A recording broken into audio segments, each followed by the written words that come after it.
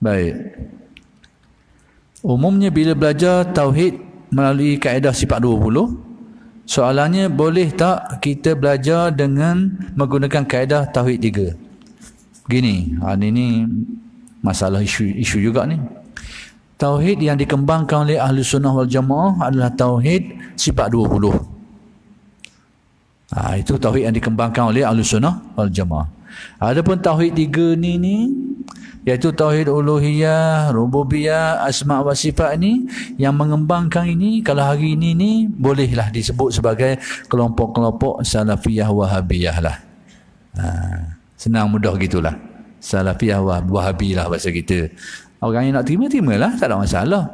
Cuma isunya tentang tauhid 3 ni dari segi huraian dia tu, nama yang dia pakai tu tak salah. Uluhiyah, ulama pakai istilah tu. Rububiyah dipakai oleh ulama. Asma wa sifat dipakai oleh ulama. Dari segi aspek nama tak ada masalah. Tapi aspek huraian, antaranya berdasarkan kepada tauhid 3 ni, antara huraian yang tidak dapat diterima oleh Ahlus Sunnah wal Jamaahnya, antaranya iaitu berkait dengan masalah tauhid uluhiyah ni. Tauhid mengusahakan Allah pada ibadahnya. Lalu masalah cabang dia tu adalah masalah tawassul. Sudah saya katakan tadi, tawassul ni masalah khilaf di antara ulama. Dan dia masalah furu', bukan masalah usul akidah. Jadi, golongan dalam huraian tauhid 3 ni, dia menganggap tawassul ni sebahagian daripada syirik. Bukan setakat tu saja.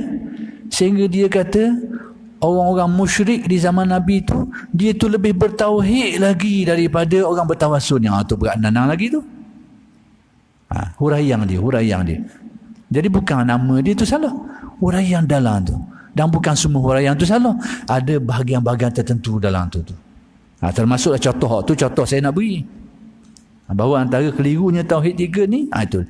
Dia meletakkan tawassul ni pada kedudukan syirik. Kerana dianggap sebagai syirik, dibacing sebagai satu bentuk ibadah kepada yang lain dari Allah. Itu dia. Jadi itu terserah masing-masing lah nak pakai tidak.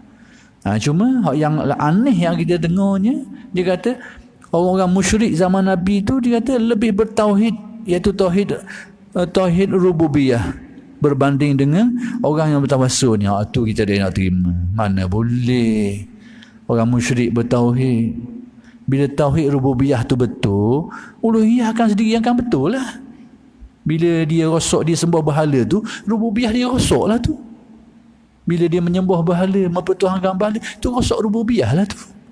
Tu. Tak apalah kita nak panjang situ. Tapi nak kabarnya, keliru pada tauhid 3 ni, antaranya aspek huraian dia tu. Beberapa aspek. Dan bukan semua. Bukan semua. Bukan namanya, bukan istilah yang dipakai, bukan semua perkara, dalam beberapa perkara. Sebab tu orang nak belajar tauhid ni kau ada dia lah. Cuma nak khabar Ahlus Sunnah wal Jamaah tak sikul dengan tauhid ni dalam beberapa perkara. Termasuk tauhid asma wa sifat ni, dia pergi kepada mensabitkan ayat-ayat mutasyabihat seperti tangan, kaki dan sebagainya. Itu juga tepat berlawang antara tauhid sifat 20 dengan tauhid 3 ni.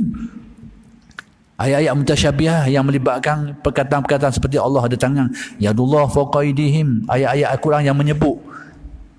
Jadi menurut faham tauhid Ahlus Sunnah wal Jamaah ni, ada kefahaman sendiri bahawa semua itu tidak boleh kita nisbahkan secara zuhirnya kepada Allah Ta'ala. Itu faham Ahlus Sunnah wal Jamaah. Secara mudah saya nak jawab secara rekah lah. Tapi kelompok-kelompok ni, sebahagian mereka tu cenderung kepada mensabitkan keanggotaan itu sehingga cenderung kepada menjadi mujassimah. Yang ini meyakini Tuhan tu ada jisim, ada rupa bentuk, ada keanggotaan dia, ada anggota. Atau musyabbihah, menyerupakan Tuhan ni dengan hal-hal yang serupa dengan makhluk dan sebagainya. Dia akan cenderung ke situ. Itu antara aspek-aspek yang berlawang antara tauhid sifat 20 ni dengan tauhid 3 ni. Jadi sebab itu secara mudahnya, kalau kita nak ikut aliran Ahlus Sunnah wal Jamaah, belajarlah tauhid cara sifat 20 ni. Adapun yang dikatakan sebagai yang dikaitkan dengan dengan falsafah tu, itu kitab, penulisan kitab. Itu boleh baiki. Itu alat yang digunakan untuk menjelaskan ilmu pada waktu tu. Maka alat ayat yang mereka guna tu ayat falsafah. Tak mau guna ayat tu pun tak apa, boleh guna ayat mudah je. Tapi orang kita ni cuba nak, bila nak tolak sifat 20, antara alasan dia pakai tu lah, kerana ada kaitan falsafah. Itu alat je, alat nak menghuraikan benda tu. Bahasa dia dan juga kaedah yang dipakai. Tak mau pakai kaedah tu pun boleh, guna kaedah yang lebih mudah. Tak ada masalah apa-apa.